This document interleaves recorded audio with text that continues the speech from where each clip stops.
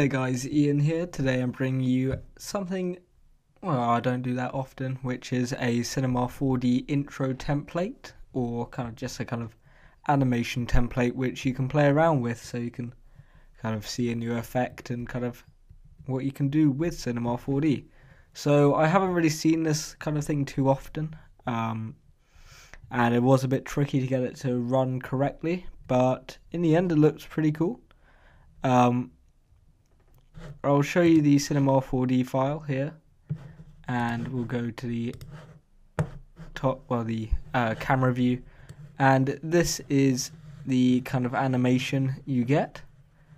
So you kind of see the bits kind of fly in from everywhere, and at some point they do actually form a shape and then disappear, and the actual render looks pretty cool. If I render this out, it's pretty basic but effective, which is kind of what you want. Something not over the top, but quite an interesting effect. So this is the intro. It kind of goes a bit crazy if you scrub through due to the delay effector, but this is possibly one of the easiest templates to change, especially when it comes to logos and something kind of this complicated. I've tried to make it as simple as possible for you to follow when it comes to actually changing it, and the best thing to do is if you click the top right button here, you get 4 views, and the best thing to do is actually to go into your front view here, and you can see we have this box. Now this doesn't do anything, and if I click render we get nothing here. This is actually a guide for you, and if you actually look at the box here, it says keep logo within this box, and your logo actually goes here under the change logo here drop down menu, which is quite obvious. So what you want to do is find a logo. In my case I have well, in fact I just drag it out of here. I have my kind of original logo, my moon, and as you can see it's kept within this box here, and that is very important.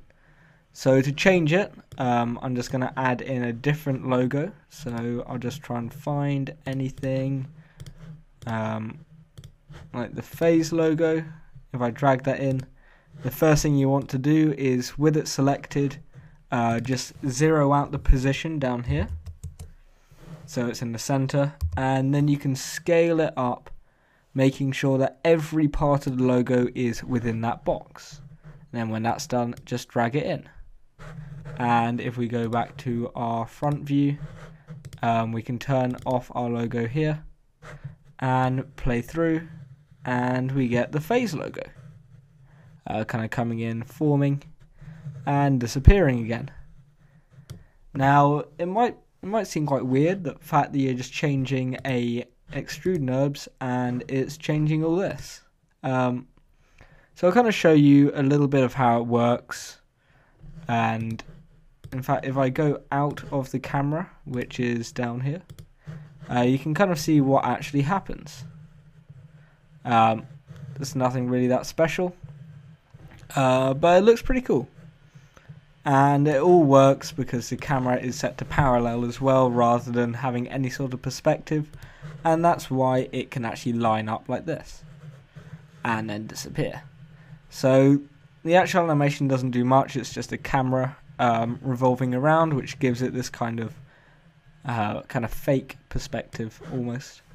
So this is done using instances, which is something you don't really see too much in templates, and it's a really great way to kind of mass change something and only change one thing.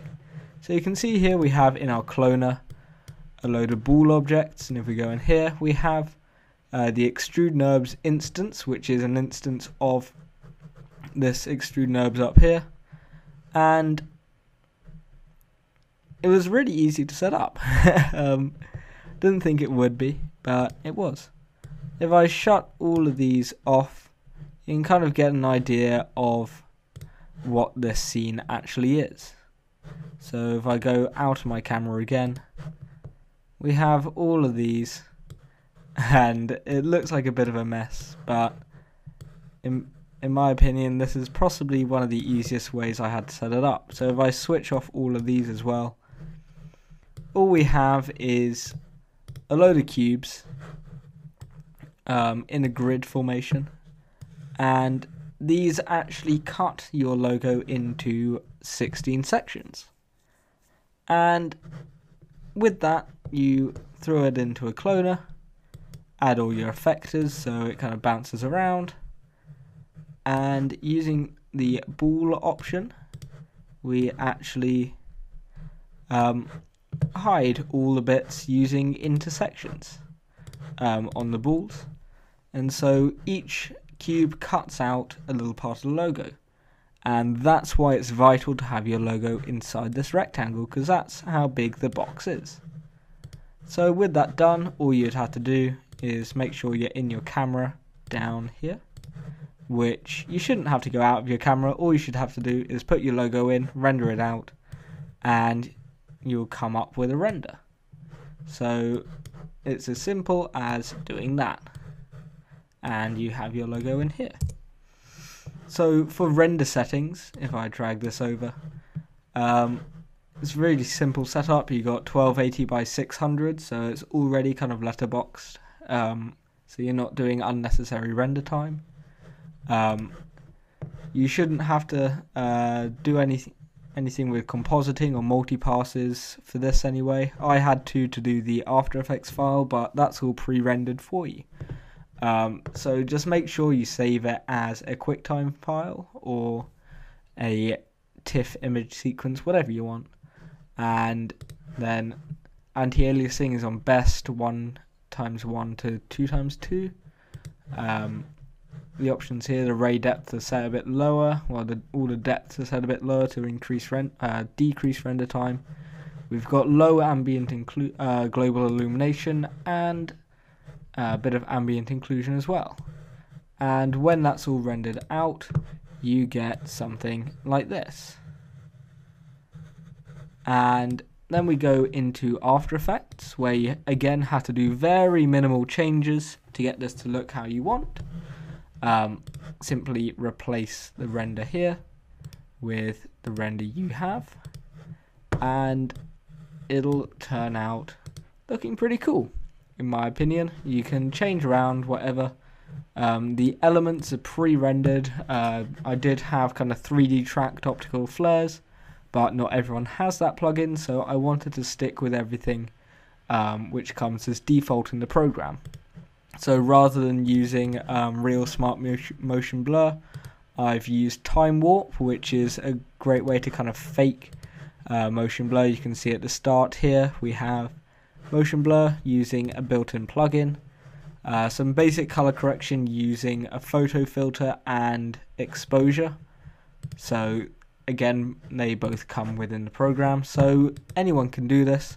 All you have to do to change the After Effects file is replace the layer called Replace Me, and it should line up perfectly and it should run smoothly. If you do have any problems and you encounter any, feel free to message me, but I'm pretty sure it's quite fail safe. I've kept this as easy as possible. It's even got a little layer color here, so you should be able to change that pretty quickly. I've given you a little warning of keep the logo within the box, and you should be able to render everything out perfectly. I'll be saving this project file with assets, so materials, textures, whatever, all the lights should come across perfectly. But again, if you want to change the lighting or the textures, you're more than welcome to. You can do whatever you like with it, except use this commercially, because it's not yours to sell. Basically, I'm not selling it, I'm giving it to you for free, and I expect you to do the same. Feel free to share it with friends, but kind of link them my video rather than just giving it to them, just so I get a bit, well, I just get a bit of publicity, really. Yeah, just share it around. So I hope you enjoyed the template and have fun kind of going through the project file if you want to see exactly how it works, or you want to try and recreate something for yourself. But other than that, have a great day, and I'll see you later.